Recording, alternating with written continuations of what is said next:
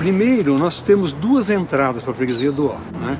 Marginal segue as pontes. Quem está vindo da cidade, passando o jornal Estado de São Paulo, é a primeira ponte. Hoje tinha uma ponte. Volta ao ponto da freguesia. Você pode ouvir pela Lapa. Desce o ponto. Para quem não conhece a freguesia. Olha, não é muito fácil chegar na freguesia não, viu? Talvez também porque o bairro era muito destacado da cidade, ele teve uma vida própria. Tá dando certo? Tá. Ali, ó. Tem certeza? Sim. Por causa do poste, ó. É igualzinho. E por causa da poste? janela. E a janela. É certinho, a janela é ainda a casa do lado. Como é que vocês têm certeza que é essa casa? Porque olha aqui do ladinho, ó. Por causa das janelas também. Então, há 60 anos atrás, essa criança estava onde? Aqui.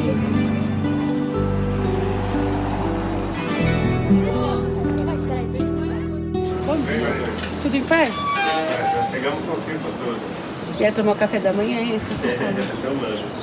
Se você esperar o almoço, eu ia achar o Alexandre aí hoje. Beleza, fica à vontade. Ele vem com o Enzo. Vocês vão fazer uma tomada aérea do bairro? Visão aérea, né? Você acha que é importante a imagem aérea? Por quê? Eu acho, sabe por quê? Que tal uma visão de como ele é, aí depois você, em partes, vai trocando miúdos o que foi antes, o que é agora. Mas você vê rio, você vê Largo da Igreja. Esse é o nosso local, esse é o nosso mundo.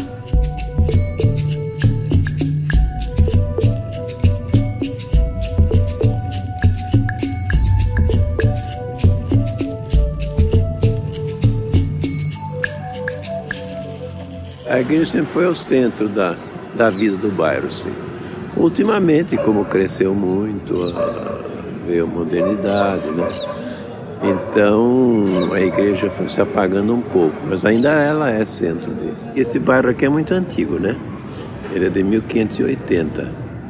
E o fundador do bairro, Manuel Preto, ele quis uma igrejinha aqui, porque ele alegava aqui para o pessoal daqui ir lá no centro, que era a Sé, né? Então ficava difícil a missa nos domingos. Aí ele pediu então ao bispo, naquele tempo o bispo era do Rio de Janeiro, São Paulo ainda não tinha bispo, para fazer uma igreja aqui. E foi concedido. E aí se construiu a primeira igrejinha aqui, que funcionou desde 1610. É, a primeira capela, né? É isso pintada de memória, né? Porque não sei se o Ligabue ele foi buscar alguma informação mais antiga. Eu nunca bati em nenhuma informação que a igreja tinha esse tamanho e esse formato, né? Isso é uma capela votiva. Sem isso daqui você não podia ter o padre 3 vezes por ano. Você tinha que ter isso, você tinha que ter as alfaias, etc, etc.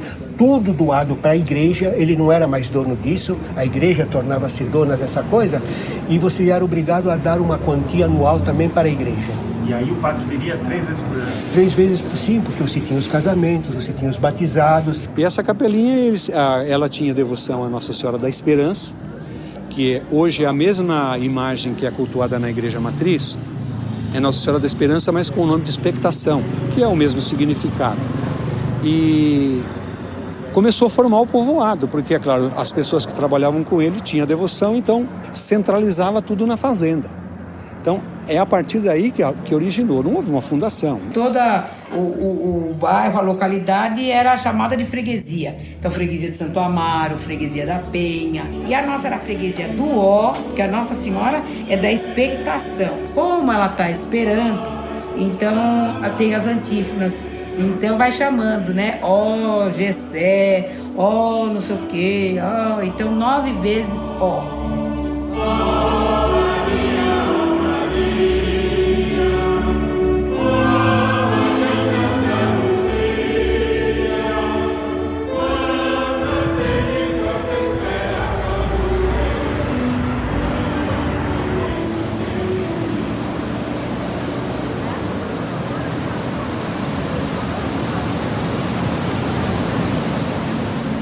Depois foi ampliando tudo, construíram uma segunda igreja quando foi criada a paróquia aqui, em 1796. Aí construiu-se uma igreja grande aqui onde hoje é Largo da Matriz Velha, mas ela foi incendiada. Foi uma coisa corriqueira, o sacristão disse que queimar uma casa de abelha que estava na porta da igreja e queimou a igreja toda.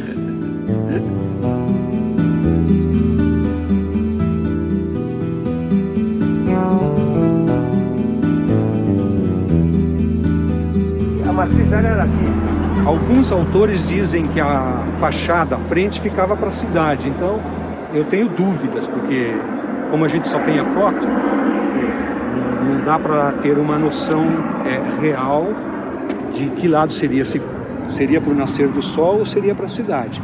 Mas que a igreja era aqui, nesse ponto.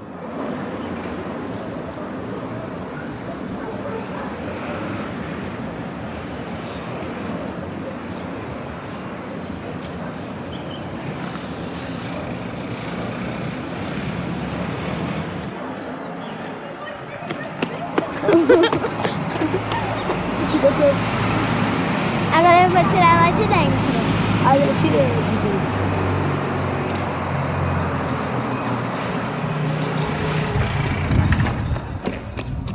dentro. Essa igreja foi construída em 4 anos. Para a época era difícil. Essa, em 1901, você viu o monumento que ela é hoje. Eles não tinham os recursos de engenharia que tem hoje. Mas ela foi construída e meu avô, pai de meu pai, levava água, assim como os outros moradores, de carroça, em tonéis, até lá em cima para ajudar na construção. Todo mundo do local participou.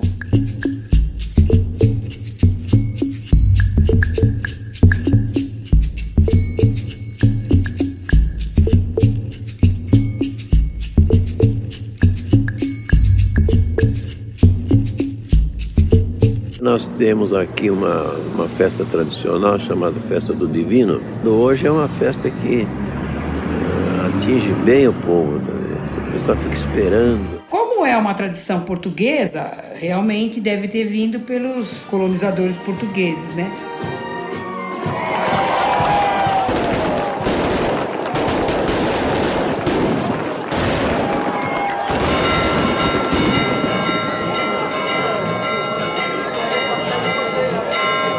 Em 1821, já tem um pedido na Cúria que o padre pedia autorização para celebrar o dia de Pentecostes com festa e tudo mais. Então, eu não sei se essa foi a primeira data. Também não sei dizer se todos os anos ininterruptamente teve festa do Divino.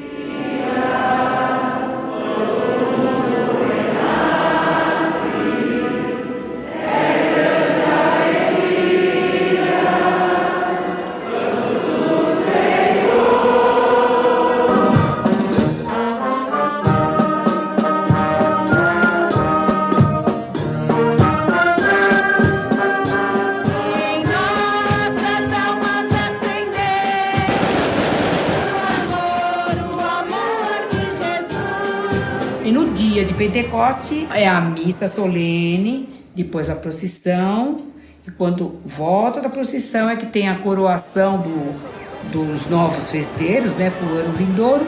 Horácio Rezende Pereira.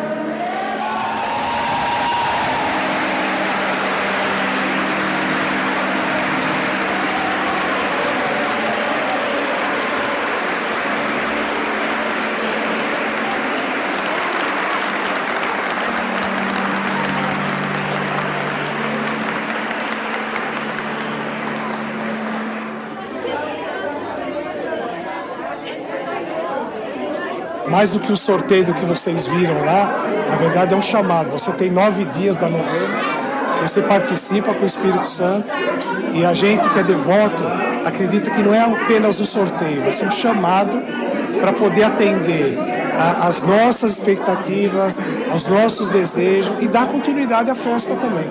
Talvez também porque o bairro era muito destacado da cidade, ele teve uma vida própria. Hoje, Ainda se atravessa o Tietê na enervante morosidade da velha balsa, já em seus últimos dias.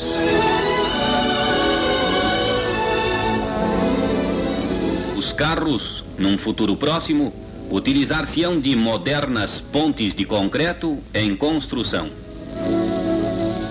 A freguesia era sempre foi conhecida como uma cidade caipira, né? Primeiro que nós tínhamos um sotaque completamente diferente de todo São Paulo. Nós falávamos de uma maneira caipirada aqui dentro. Cada qual que vivia na freguesia do Ó era uma espécie de ilha. Ele vivia sozinho. Ele tinha uma área de terreno pequena onde ele morava, onde ele cultivava e vivia à custa daquilo. O meio de você obter dinheiro aqui era através da cana-de-açúcar. A cana-de-açúcar é uma coisa extensiva, é como o café. Não adianta você ter 2 acres, você precisa ter um latifúndio. E o pessoal aqui não tinha mais um latifúndio, né? Tratava-se agora de pequenas chácaras. Você fazer a cana para o açúcar, acabou. Você fazia a cana agora para uma coisa mais simples, que era a caninha. E ela era muito boa e muito cara.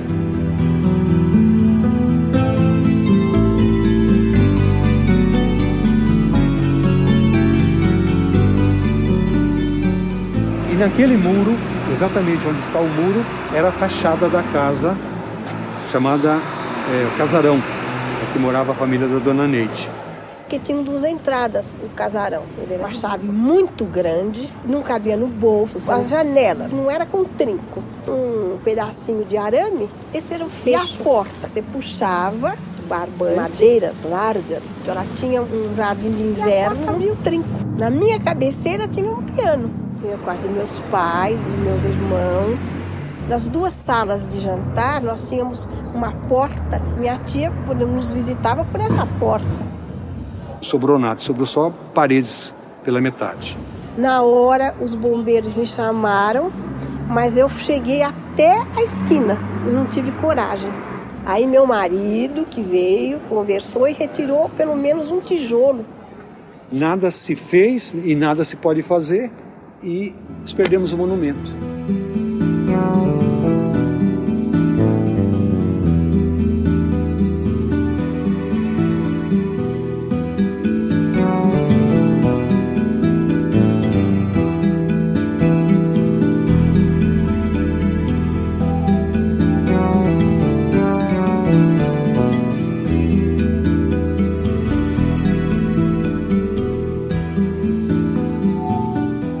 Aqui na freguesia era tudo parente. E a gente casava com as pessoas daqui, né? E eu morava aqui, passava uma casa, ele morava.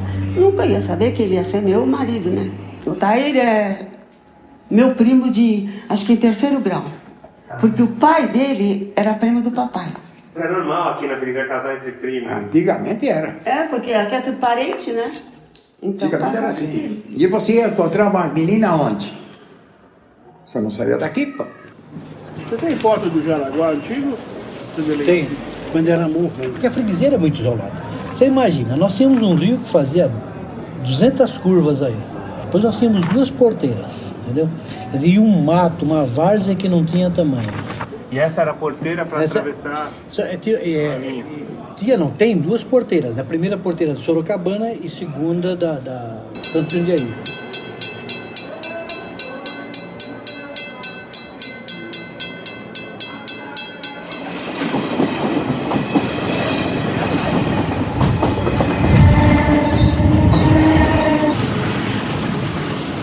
Era muito difícil, principalmente antigamente, quando tinha todos aqueles trens subúrbios de passageiros, né?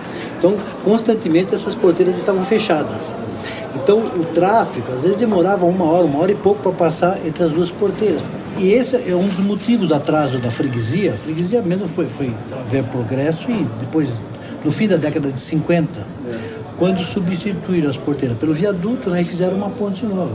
Porque a ponte também era de madeira, e passava um carro por vez. Pela retificação, o percurso ficará reduzido de 56 para 27 quilômetros apenas. 2 avenidas marginais acompanharão o canal com largura variável no conjunto de 180 até 224 metros.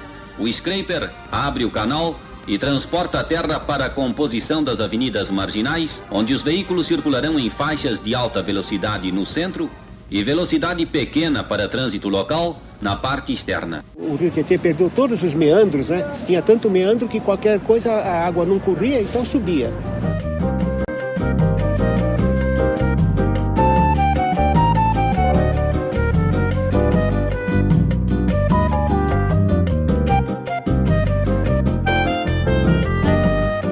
A gente ia para Água Branca pelas árvores, enchia de água, né? A estrada ficava coberta de água, eles não tinham noção de como era a rua, o Xeravale. Então, as árvores faziam a direção da carroça. O trecho entre a freguesia do Ó e a Lapa já se acha retificado. Está assim se tornando feliz realidade o sonho de Pires do Rio, Saturnino de Brito e Ulloa Sintra.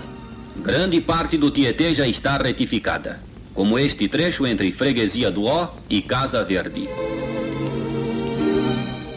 São Paulo contará brevemente com uma área de 17 milhões de metros de terrenos, antes inundáveis e inúteis, e agora destinados à edificação. Quando eles finalmente, né, por graças de Deus e do Adhemar de Barros, conseguiram chegar do outro lado da ponte, que ele inaugurou 4 vezes, ele acreditava que o resto da humanidade não guardava as coisas, né, que esquecia tudo. Então ele fez uma inauguração, aquela que ele fazia sempre, né, que só era você colocar embaixo da terra um documento dizendo que lá vai ter a ponte. 4 anos depois, ele fez uma segunda inauguração, quando só tinha o pilar levantado. Depois fez mais uma inauguração, não sei, e depois quando finalmente a gente passava por cima da ponte e não molhava mais o corpo. Em 50, quando o metro quadrado do outro lado do Tietê torna-se muito caro, então obriga a uma população que não tem essas condições a passar o rio. O metro quadrado ou o aluguel da casa, aqui desse lado, é muito mais barato. Só que ela ainda trabalha do outro lado, porque a freguesia não tem, né, meios de suprir esse novo ambiente, né, essa nova sociedade que está se deslocando para o lado de cá. Isso vai tornar cada vez mais obrigatório o ônibus, a jardineira. Vem cá. Tem uma foto aqui, bem antiga aqui, ó. É lá embaixo. Só que é aquela que a gente viu grande, lembra? Vou tirar a foto do mato. É da cidade. Tá quase igual, ó. Então, ó, dá pra ver certinho. O que tem diferente agora? Vamos ver essa foto e vamos ver a outra. Avenida. Avenida. Muito mais. Muito. Hã? Tem um rio ali também.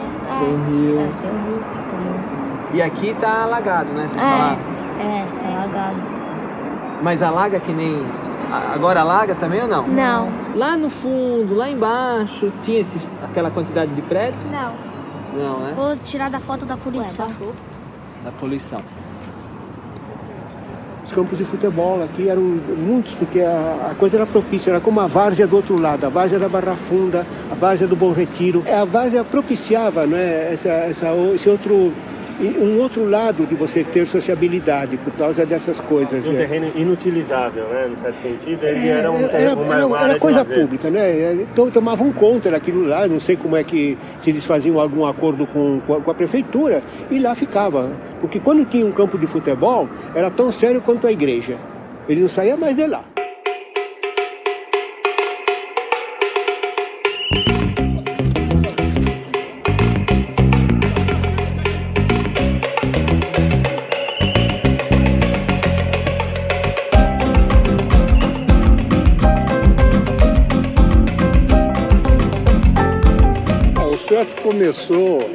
Começou ali na Avenida Santa Maria, em 1917.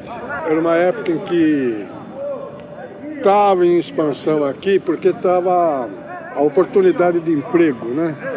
A expansão industrial, ali começava a Vasolflex, Vidro Plano, Sabó, a Vidraria Santa Maria, uma grande indústria, era 3 turnos, depois vinha os Matarazzo já, né? Água Branca todinha era só indústria. Então isso atraiu o operariado, né, de toda parte do Brasil praticamente. Como o lado de lá era muito caro, já eram mais Pompeia, Perdizes, né? povo começou a se demandar para a freguesia do Ó.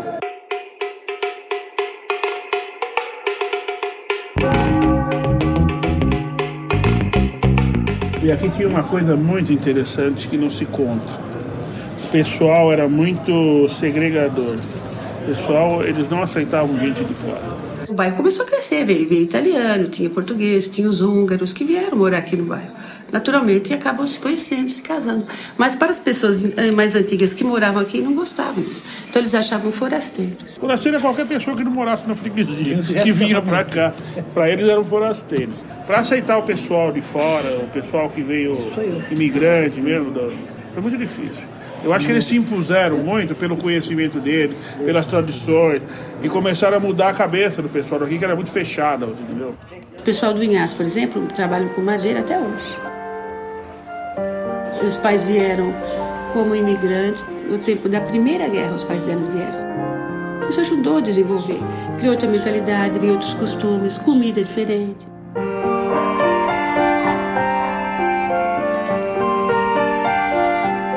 O pai dele aqui foi considerado um dos maiores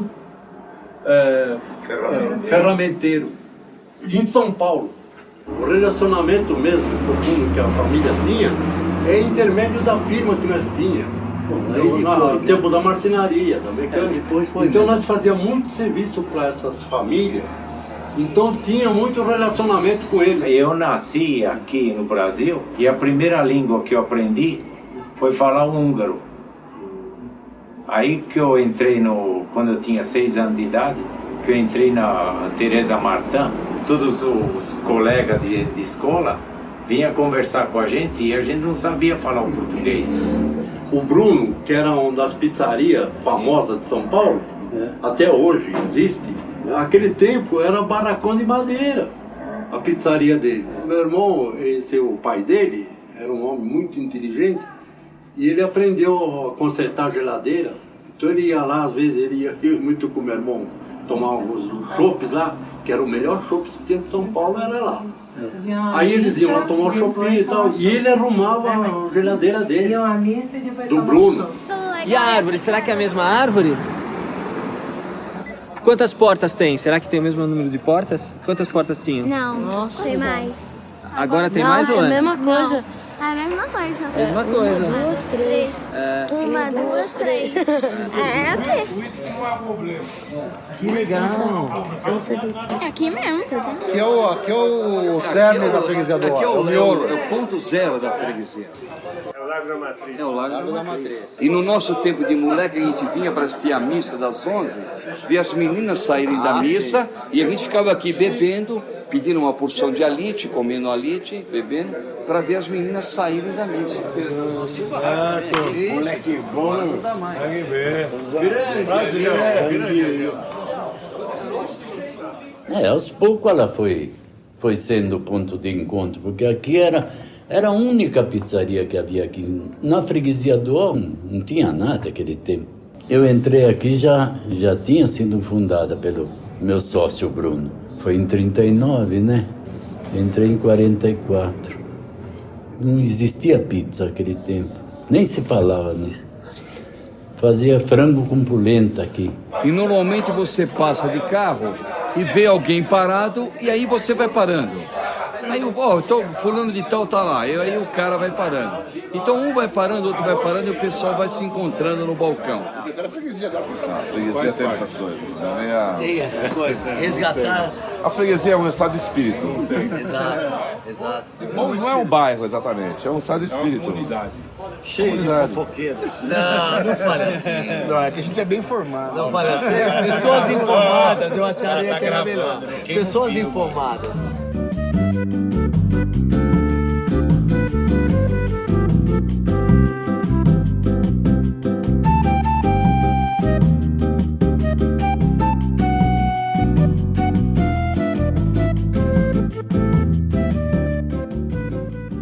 Você vê?